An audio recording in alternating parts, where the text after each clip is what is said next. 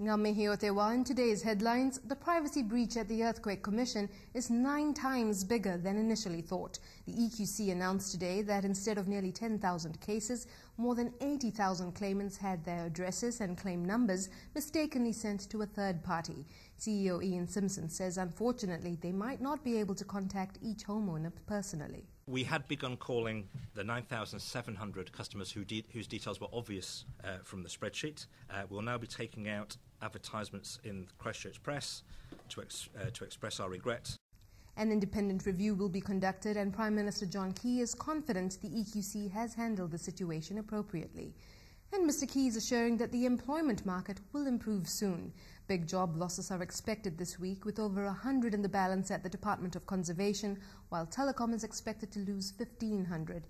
Yet the Prime Minister says our unemployment rate is better than most in the OECD. Seeing that unemployment will track nearer towards 6% by the end of the year, and hopefully something with a 5 in front of it for 2014.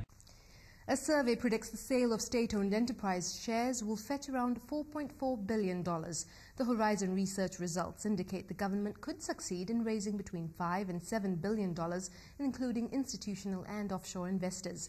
6.8% of survey respondents definitely want to buy Mighty River Power shares. Overseas, Julia Gillard's announced her new cabinet following last week's bungled leadership spill. It's the 6th time the Prime Minister has reshuffled her ministry since 2010. Anthony Albanese has been promoted to Minister for Regional Development and Local Government, taking over work by former Minister Simon Crean, the man behind the spill. A last-minute deal has been reached between Cypriot leaders and Eurozone finance ministers to save Cyprus' economy from a bankruptcy crisis that could have destabilized the wider Eurozone.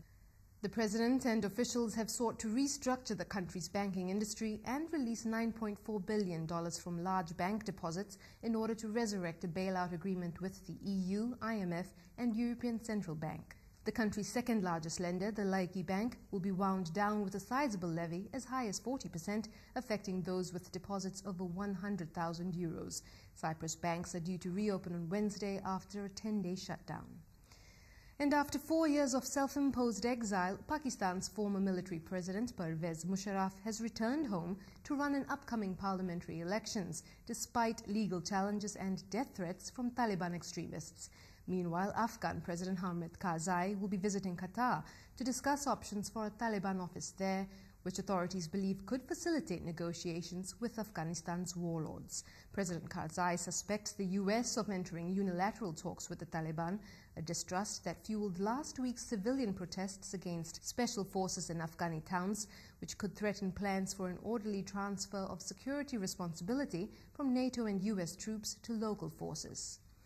In Paris, hundreds of thousands of people have demonstrated against same-sex marriage and adoption legislation that has passed through the lower chamber of parliament and goes to the French Senate in April.